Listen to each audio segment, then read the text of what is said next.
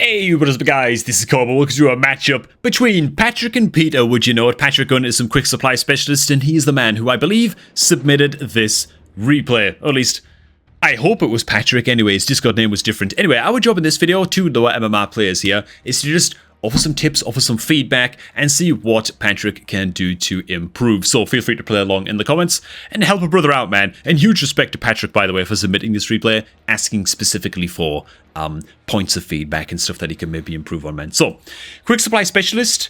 Starting off with the steel balls like this against crawlers, we're probably not looking at just dumping a quadruple steel ball opener, even though we do have the cash to do that.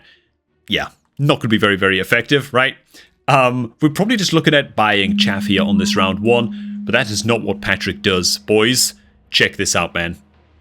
Wait for it. Wait for it. I've seen the round one. Oh my god.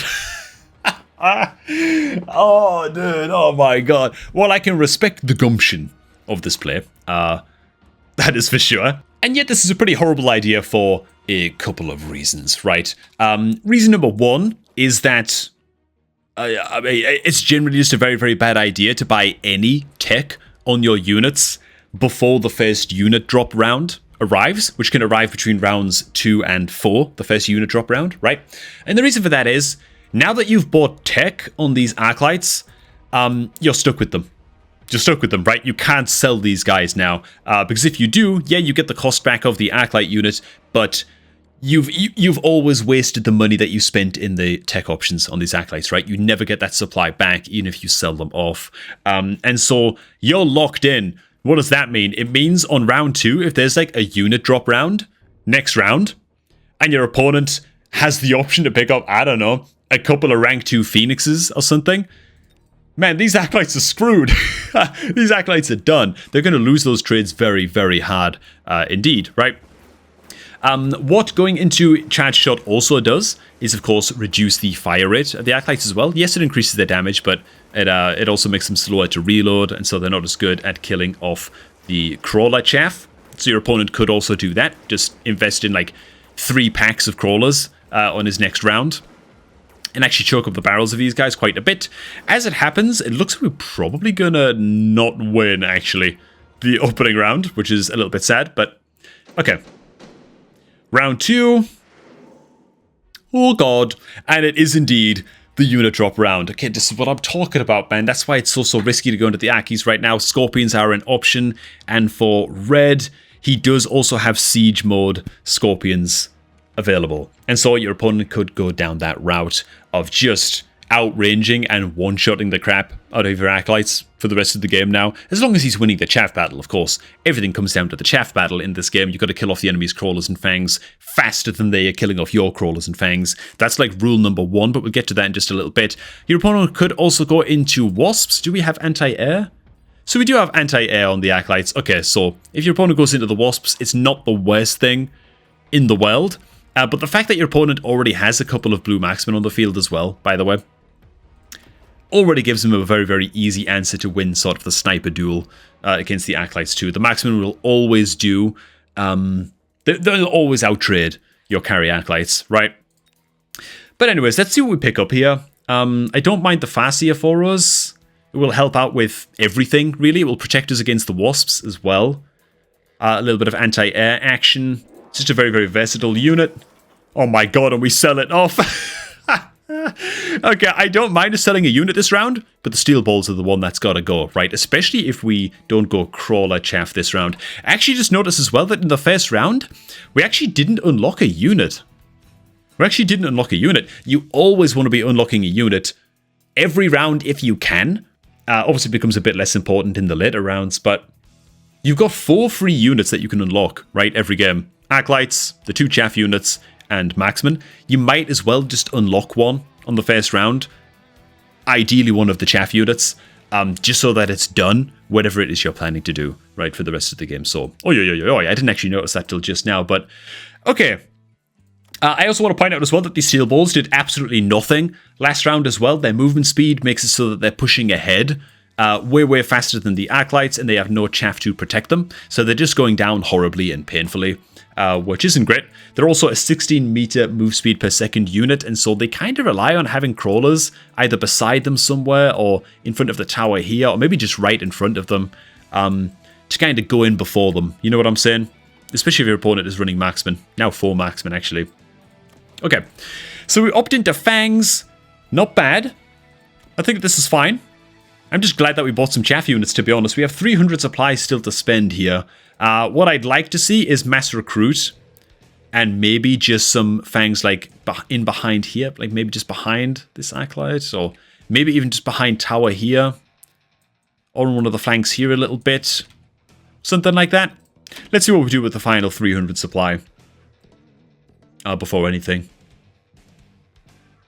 But in fact, before that, another good way to think about the chaff battle, because again, rule number 1 in Mechabellum is kill your opponent's small units, their chaff, before they kill yours. That's like the golden rule. You can have all of the firepower in the world. Oh my giddy ant, what the hell just happened?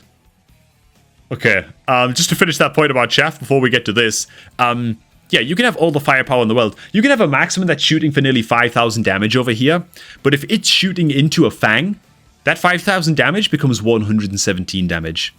That's a good way to think about it, right? Doesn't matter how hard your big boys are hitting, right? Your giant killer units, your phoenixes, your marksmen, your melting points. Doesn't matter how hard those guys are hitting. If they're hitting into crap, then they're effectively doing way, way less damage than they could be. So the chaff battle always comes first. Building out your own chaff, and then building out ways to kill the enemy chaff, which we're actually doing a fine job of just now-ish. I mean, we don't need the charge shot, but that's already happened. That's water under the bridge. Borrowing money here with the rapid resupply to pick up the range on the Acolytes? Oh, yo. Yeah, I don't know about all that, bro. I don't know about all that, man. That's kind of crazy as hell, what we just saw. Yeah, and if we weren't already locked into carry Acolytes, well, our opponent knows exactly what's coming now, you know. Okay. The Wasp drop, of course, comes down from our opponent here as well. We only have one way to kill these guys off right now because we sold the Farseer, which isn't the greatest. So that's one thing you can do as well, is when you're looking at the unit drops, there was like Scorpion, Wasp, Farseer, you know. Try and consider the unit, like if you're unsure, a good rule of thumb is to pick the unit in the drop that does pretty good or like actually counters all of the other units that show up in the drop, if that makes sense, right? That's a decent way to think about it. The Farseer was a fine pickup. It did well into basically everything and protected us against air units. So we picked it, but we ended up selling. Okay, we actually dropped this second round as well. Okay. Sadly, now we only have 300 supply left to spend. I wouldn't mind us just skipping here, honestly. Amplifying Core is not great on Acolytes. It's a little bit wasted on them, to be honest. You kind of want that on like a medium-sized unit, like a 200 or 300 cost unit, or a giant. Sticky Oil Bomb, our opponent is not particularly fast. It's still a good tech to pick up, but... Okay, so we go into intensive training. We definitely need to... Okay, nice. We actually do go ahead and sell the Steel Ball here. And then we repurchase the Farseer. This is positioned a little bit far forwards, by the way. I hope it doesn't stay there, but it's positioned a little bit far forwards.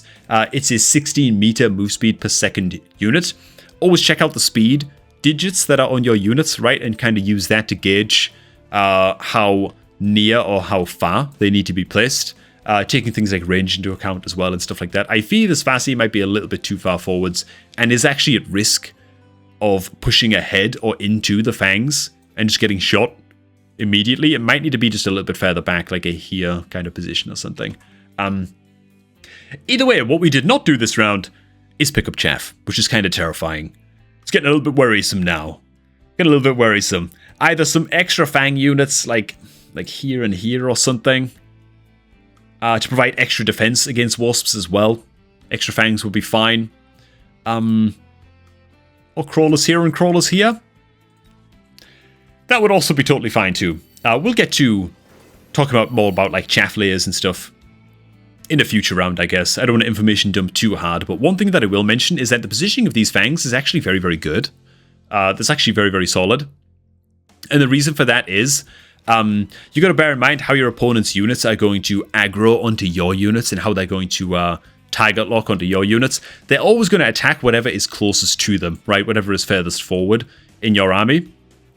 And so what we're doing right now with these forward position chaff is we're pulling half of our opponent's army to one spot here and half of our opponent's army to the one spot here, which is actually good because that means that we're pulling all of these crawlers into one condensed area. We're funneling all of our opponent's chaff into one area, and we've got our chaff clear units waiting for them. That's actually a good little concept that you can think about when you're getting used to trying to win the chaff battle, which is like the core fundamental.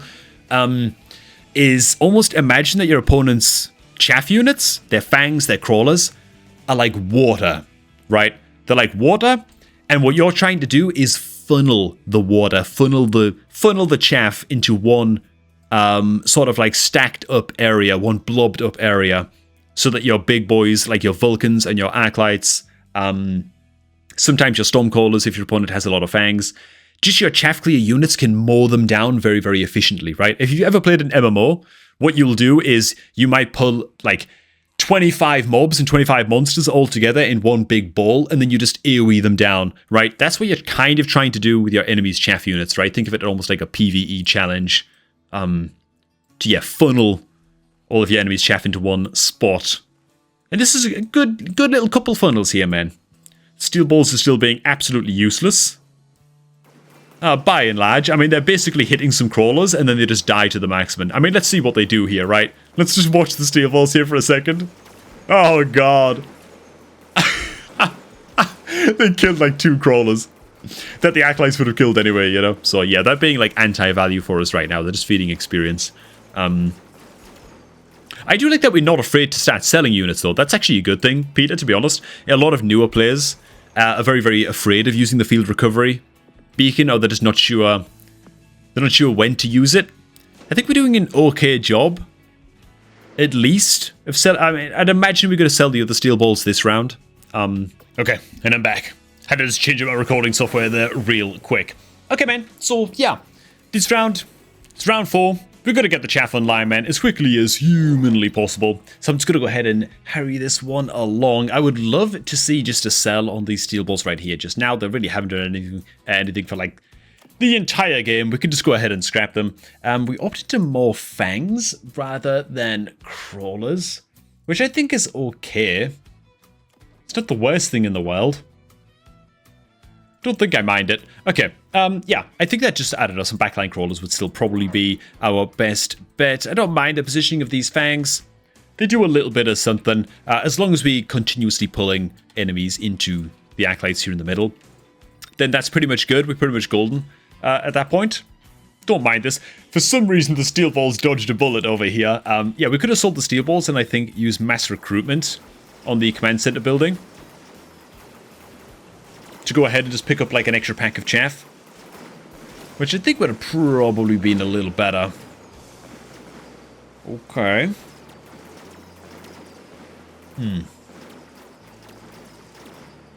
Okay. Alright, and then it just comes out like a huge sniper battle. Fair enough. So I'd still consider us to be in the early-ish rounds of this game. We actually going to be able to tease out a win in this one, but I still feel like we should be just diversifying the army a little bit more anti-air. Definitely wouldn't go wrong. More Farseers would be fine. Laser sights is usually fantastic value for money, to be honest. It's especially good on carry Acolytes, by the way, who kind of struggle with being outranged. Nice. Kind of struggle with being outranged against enemy marksmen. Looks like we're just going to make this guy the absolute general of the army. But yeah, we have very, very poor anti-air right now, and it's at the point where it would be 700 supply to get anti-aircraft ammunition on the Acolytes, and so maybe we don't want to grab it on those. The fact that our opponent has been... Oh, he's actually just purchased more Wasps right now as well, so maybe it's a bit unfair for me to say this now, but yeah, we're up against the Wasps. Our opponent doesn't look like he's selling them. And the fact that we've already bought this many Fangs now kind of leads me to think that maybe it might be better to... Okay, forget the Crawlers. We don't need to go for Crawlers as the second chaff option. We could just go for some more Fangs, like here, or maybe just here and here, so that they arrived as super, super late, right? And this is one of those things that you want to set up during like the mid-game, right? Multiple waves of chaff. When you're just getting used to positioning your chaff, just go for 2 waves. What does that mean, right? It means a frontline wave of chaff, usually fangs, but not always. If you're playing standard, it's almost always, and by standard I mean like a middle area positioning of your units, right? You're not playing like aggro super up front. So you got the front wave of chaff.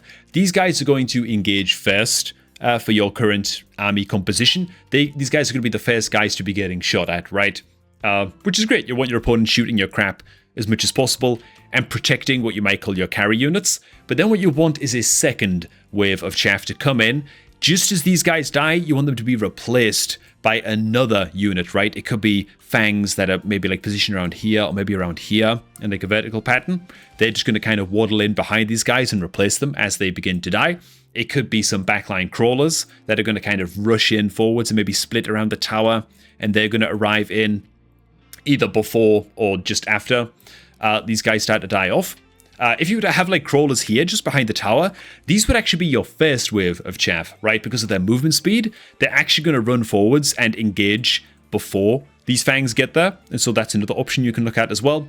The most important thing is to try and set up multiple waves. And if you're just getting started with setting up chaff waves, just see if you can set up 2 effective waves of chaff to protect some middle ground units, and then try and build from there, right? And take into account the movement speed of fangs being very, very slow, and the movement speed of crawlers being much, much faster, and just see if you can get a constant trickle of chaff to feed in and guard your carry style units, because that's what it's all about, right? That is the goal.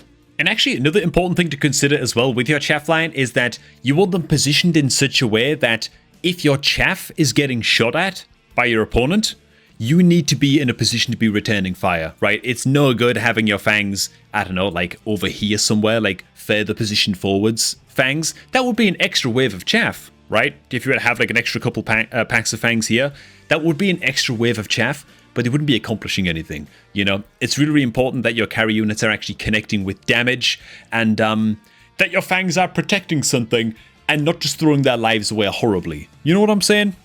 So yeah, that's another concept to pay attention to. Of course, your chaff is there to just buy as much time as possible for your nerds. Our chaff line is fine right now. It's a bit concerning now that we're in round 5 and we only have 4 packs. I will say that. And that's a bit concerning because you now have 850 supply to spend. And so it's getting to a point now where even if you were to mass recruit and buy like a crap load of fangs, fangs or crawlers, you know, you'd still have money left in the bank, and then you'd like have to spend on tech or something to just spend the rest of your cash.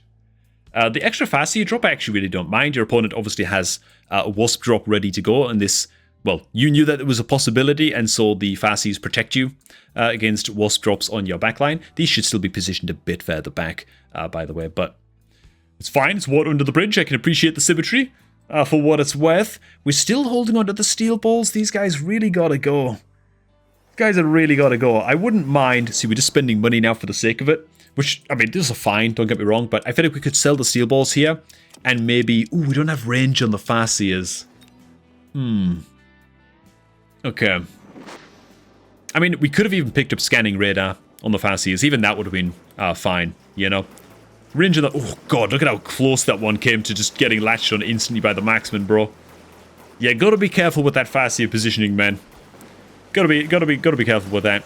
Anyways, man, the Farseers are doing their job. They're actually one of the most cost-effective units in our army right now, to be honest, for the job that they are doing. They will eventually fall off to the marksman, but they are mowing down those wasps and helping out a hell of a lot as well against the sledgies. So they're definitely cost-effective. I'd like to see the range radar upgrade on those.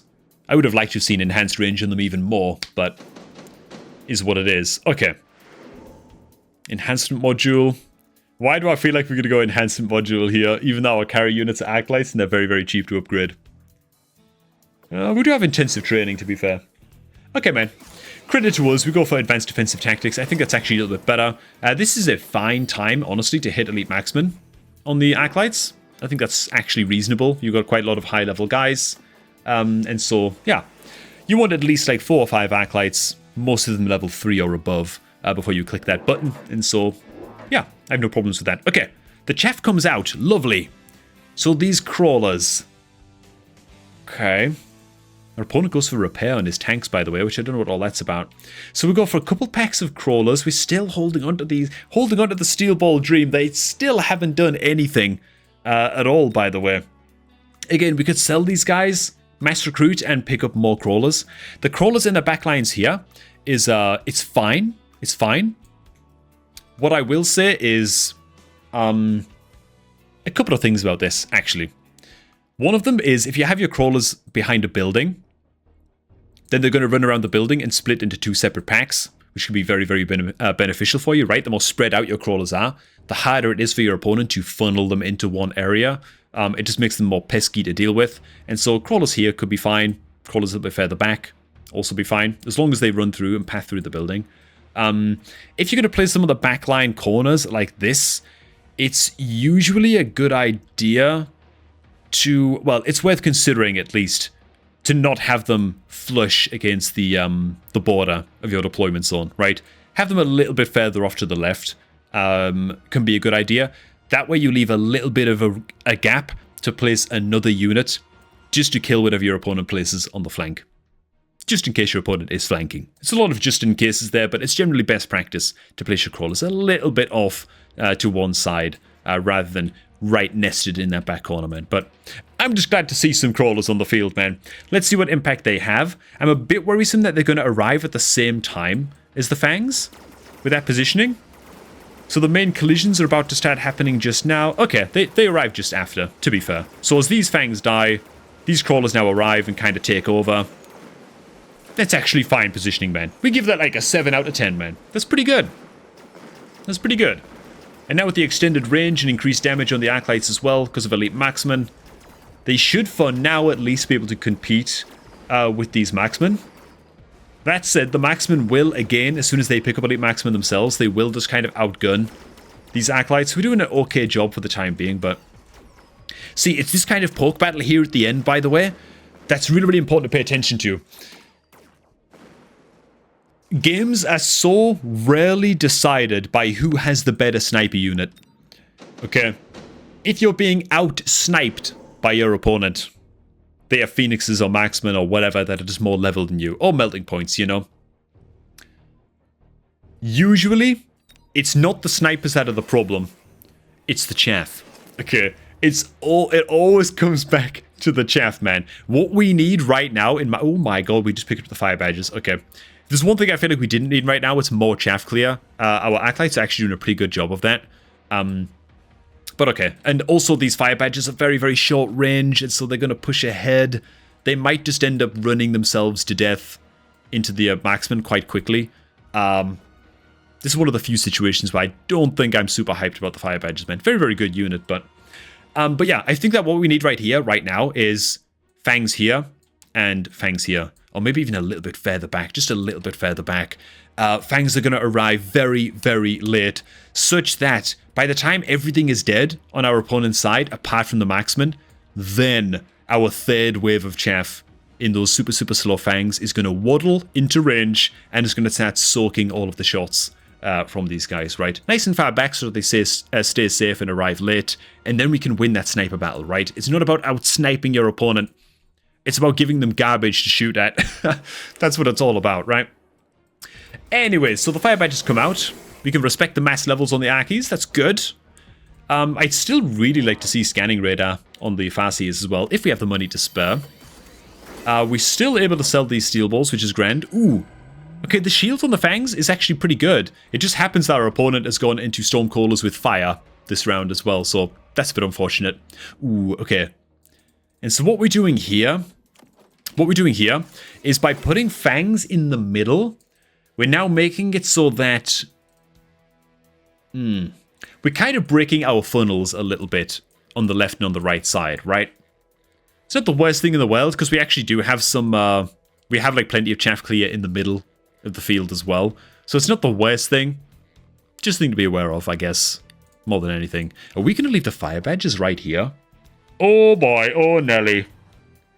Oh god, we did. Okay, so once again, this is another case of making sure to pay attention to not just the range of your units, but also the movement speed of your units. The fire badges being a 10 meter per second move speed unit means that they gotta be placed somewhere around here. They gotta arrive behind the Fangs just as the Fangs are getting shot at and just as the Crawlers are arriving, right? These are a bit too far forwards. These guys have 4 meters per second move speed faster than the Fangs. They're gonna push ahead, man. They're gonna push ahead, and the marksmen, they're pretty damn happy about that because these marksmen would rather be shooting into fire badgers and not Fangs. And here it goes, bro. Oh, they get to torch down some units and they're already up in smoke. They're already gone. Okay. Now that the Stormcallers are on the field, that kind of changes everything, right? We're getting a little bit later into the game now as well, so these are fire spewing Stormcallers. We do have anti-missile tech available on the Farseers as well, so we do actually have the answer to this. I wouldn't be opposed, honestly, to next round picking up a couple of extra Farseers, giving them missile defense, and then like mass recruit 1 more pack of Crawlers, like back here or something. I think that would probably be the play for next round. And of course, levels on the Archies. Okay. Store this down. Oh my god, both players picked so quickly. What did we just do? We went for Advanced Power System. So we went for the increased movement speed. You know, I actually kind of don't mind that. But only because our opponent is going Marksman, right? We want to close the gap quite quickly on the Marksman if we can. And our Acolytes, they have very, very good range, but they're still not able to compete with Marksman, right? Apart from this one guy who's just an absolute Giga Chad, of course. But yeah, we got to take care of the fire on the ground, man. Another thing we can do here is actually just go ahead and slam 1 pack of Crawlers right in the middle, right? So you place 1 pack of Crawlers right here. Then what you want to do is buy the mobile beacon and just use it to send these Crawlers to the left and then send them a little bit to the right and in, right? You want them to dodge as many Stormcaller missiles as possible and just waste these guys' time. That's the way that you can do that. Another thing that we could do here is even place a pack of Crawlers right at the front. And this is maybe like a little bit more advanced, but place a pack of Crawlers right at the front. Then we could buy the oil bomb from our research center as well. Don't be neglected. If you're a new player, just take a couple of games at a time to try out each one of these tools on like the research center building and on the command center building as well. But what we could do is actually pick up this sticky oil bomb once we're comfortable with using it. Pack of Crawlers here, sticky oil bomb, and just drag the sticky oil bomb up in like this direction. We could actually have him set his own army on fire pretty tragically for him, you know? He wouldn't really be expecting it either unless he just randomly drops barriers on either side of his army here to protect against that. We could drag the sticky oil bomb up so it kills his own Stormcallers and a lot of his own Crawlers as well. But I think first and foremost, the most standard play here would be Crawlers here and wiggle them around with a mobile beacon just to buy some time against these nerds. Okay. Fire Badgers have officially just taken top of the sell list for me, by the way. I think we should just sell these guys off now. Just because they were mispositioned, but yeah. Sell on the Steel Bolts would also be totally fine. But moreover, this round, as long as we have enough cash to... Okay, I don't mind the scanning radar, as long as we also get Missile Interceptor. We do also got Missile Interceptor. Lovely, and we also got the extra fast here as well. Yeah, so now I'd sell one of the Fire Badgers and make either the Sticky Oil Bomb play or the Mobile Beacon play with some mass recruited Crawlers here in the middle. Oh, damn it. What we do instead is go for the Arclight. Okay. Cool, cool, cool. I mean, let's see if the Farsi is in there. Missile defense tech is enough to stop what we got going on here. Like, I don't mind this turn overall. Again, I think it's like a 6 out of 10. 10-ish. Not the worst. I definitely feel like these guys need selling, though. Oh, Nelly. So the increased move speed is going to rush us on in. The Farsi is shooting down the missiles. They're going to be more effective on this right side where there are 2 packs of Farsiers. Lovely. Very nice. Look at these late arrival Crawlers now, man. They're actually getting in very, very effectively indeed. Very, very nice. Good. Same on this side as well. We've still got some Fangs left alive because of the missile defense. Very good. The increased move speed allows us to clear off his chaff a little bit faster as well. The Acolyte's just wading through the tanks at that stage and closing the gap much, much quicker. It's good, man. Unit drop round. Once again, by the way, unit drop rounds are very, very, very good rounds to buy techs on units. Very, very good. Because you can actually sell a unit that you pick up, like we just did right here. So that's a lot of money for us right now. Yeah, it's just a great round to unlock techs on units. Because you know at that point that your opponent can't instantly start countering you, you know? Okay. Uh-oh, what's this? More steel balls coming down. This time with the mechanical division. Oh my god, this thing's been on the field for 9 rounds and it's still level 1, man. Oh, Nelly. Okay. Alright. I just want to point out as well that the flanks are very, very exposed on both sides over here too. That's another thing that we can do. Would just to be exploit this. Just spend the 50 supply to unlock like 1 pack of phoenixes and just drop them over here. Yeah, just a free building kill, you know. That's another thing that we could exploit. Ooh, wow. Okay. How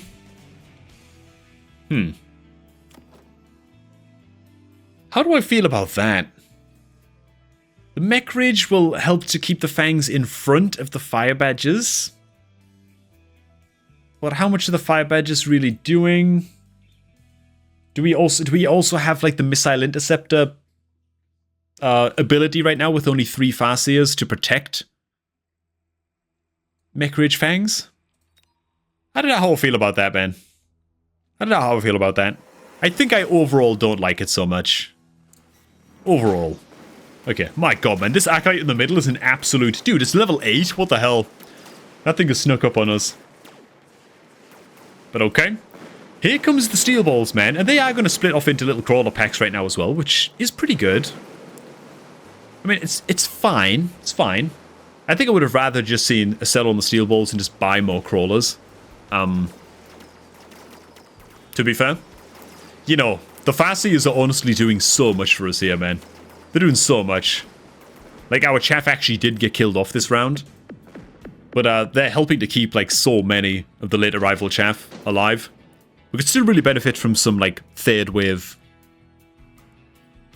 fangs at this point. Okay, so we just went for smoke bomb. We should also know that our opponent could have went for smoke bomb too. So I'm hoping we go ahead and slam some barriers here.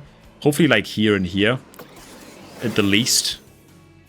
Because we also have increased move speed, right, on the fangs, so they rush in quite fast. Okay, we're going to do all out some barriers. These are a little bit far back, to be honest. These could be a little bit further forwards, but... Screw it, I like the commitment. Our opponent, on the other hand, is... I don't know what the hell he's doing. He's not going to defend against the smoke bomb at all. And he goes into armor on the sledgehammers. Even though the sledgehammers are getting one-shotted by the Acolytes. Yeah. Yeah. 2 newer players, boys. Be nice, okay? Okay. And I hope, by the way, Patrick, watching this video, I hope you haven't taken anything as like, I don't know, like a slight at your intelligence or, you know, I haven't been like overly rude with anything that I've said or whatever. I don't mean to be all that, man. I would have totally supported just buying some more Farseers this round as well, by the way. It's also still not too late to go ahead and make the oil play that we spoke about a little bit earlier on. I feel like I've kind of covered most of the stuff that I feel we could do.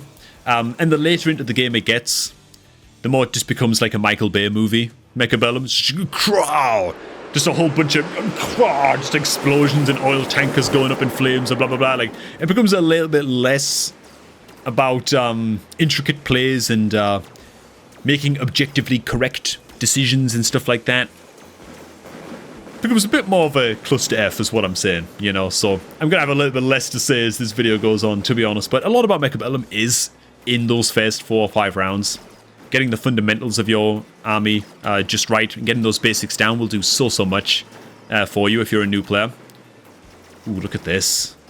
The smoke bomb is actually a little bit too far forwards to catch a lot of the marksmen, which is kind of insane, man.